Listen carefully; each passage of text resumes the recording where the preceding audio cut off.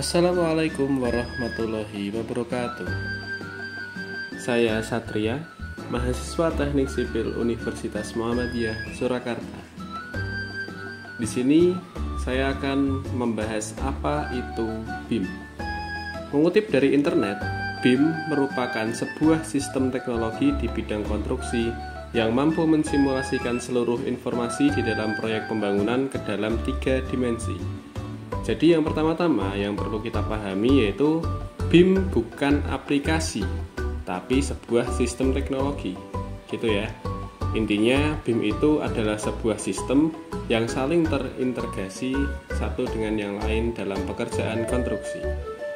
Mungkin sebagai gambaran, dengan aplikasi yang sudah berbasis BIM, kita bukan hanya dapat memodelkan bangunannya saja, tetapi kita sekaligus mendapatkan volume pekerjaan dari model yang sudah kita buat.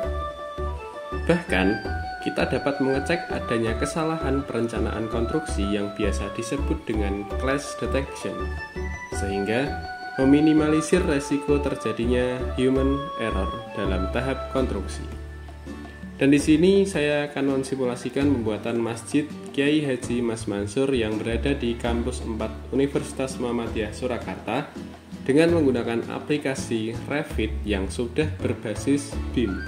Yang pertama, dalam tahapan pemodelannya, saya membagi menjadi 3 pekerjaan utama dengan 3 file yang berbeda, yaitu struktur meliputi kolom, balok, plat beton, dan rangka atap baja.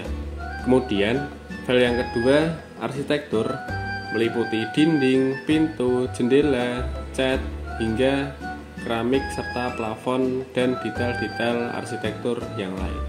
Dan yang terakhir yaitu file fasad bangunan, di mana di sini saya menggambarkan untuk dinding roster dan curtain wall kaca.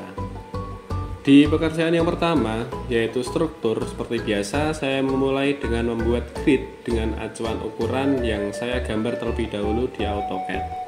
Kemudian saya mulai dari dasar yaitu pondasi bangunan, kemudian modelkan kolom, balok, dan sloof dengan ukuran yang sesuai yang ada di lokasi. Kemudian menambahkan juga beberapa kolom praktis sebagai penguat atau pada pertemuan dinding. Kemudian baru saya modelkan untuk plat beton yang ada. Saya menambahkan beberapa detail seperti akses difabel berupa plat miring yang ada di setiap sudut. Kemudian dalam struktur saya modelkan juga untuk plat tangganya. Dan yang terakhir saya tambahkan juga untuk rangka atap dengan menggunakan baja beserta sambungannya. Pekerjaan yang kedua yaitu arsitektur. Di pemodelan arsitektur saya rasa cukup rumit dan lebih kompleks, terutama ketika proses penggambarannya. Katakanlah seperti contoh kasus ketika saya harus menggambarkan detail keramik di ujung bangunan yang katakanlah ruangannya cukup sempit, itu cukup susah untuk melakukan penggambaran tersebut.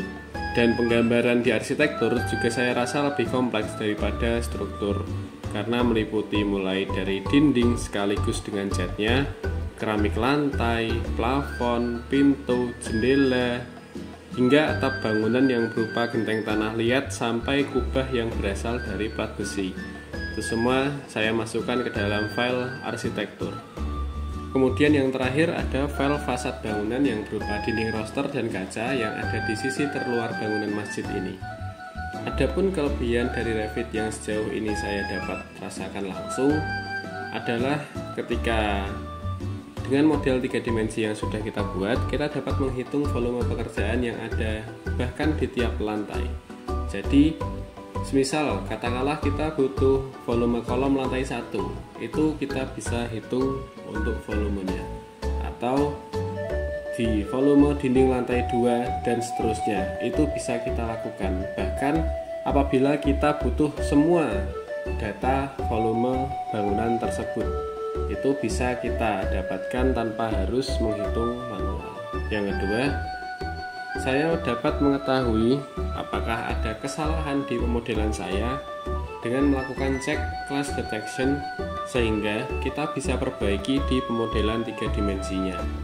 Karena sudah saling terintegrasi, jadi saya dapat menggabungkan beberapa file sekaligus apabila kita perlu melakukan pemodelan bersama. Jadi semisal di pemodelan masjid ini, kenapa saya bagi menjadi 3 file agar lebih mudah dalam pengerjaannya. Jadi 1 file khusus struktur, 2 khusus arsitektur, dan yang ketiga untuk fasad bangunan. Tapi untuk ketiga file tersebut dapat saya integrasikan menjadi 1 bangunan yang utuh seperti itu. Dan yang terakhir, pemodelan bangunan yang sudah sangat detail dan saya rasa dapat mencakup hampir semua kebutuhan konstruksi yang ada, mulai dari struktur hingga detailnya, arsitektur, MEP atau mechanical, electrical, plumbing. Itu semua dapat digambarkan secara detail di aplikasi Revit ini. Namun, yang namanya aplikasi juga pasti punya kekurangan, dan salah satu kekurangan yang saya rasa sangat berpengaruh untuk saya adalah ukuran file aplikasi atau sistemnya yang sangat besar sehingga cukup berat untuk mengoperasikannya. Jadi alasan lain mengapa bangunan yang saya gambarkan sebelumnya saya bagi menjadi 3 file agar pada pemodelannya tidak terlalu berat seperti itu.